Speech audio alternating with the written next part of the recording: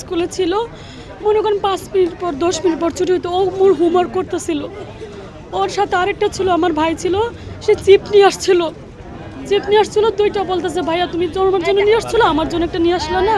তখন বলতেছে আপু তাহলে তুমি লেখো, আমি তোমারটা নিয়ে আসতে। ওই নিয়ে আসার জন্য ভাইটা বাঁচছে, বোনটা আর বাঁচতে পারে নাই। ও নিয়ে এসে যখন আপনার বাইরে গেটের সামনে গেছে তখন এসে বিমানটা ব্লাস্ট হয়েছে।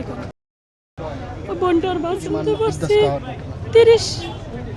30 বা এরকম 25 এরকম প্রতিষ্ঠানে এসে মনে করেন কিছু দেখার মতো না, শুধু আগুন দাও দাও, শুধু আগুন আর আগুনে বাচ্চারা শুধু কান্নাকাটি করতেছে, যে জ্বলন্ত শরীর নিয়ে যে বাচ্চারা ছোট বাচ্চারা বের হইতেছে, এটা তো দেখে তো মানানোর মতো। আসলে কি বলবো আপনারা যদি দেখতেন ওই সময়, মানে বলার কিছু নাই কি আমাদের এখানে।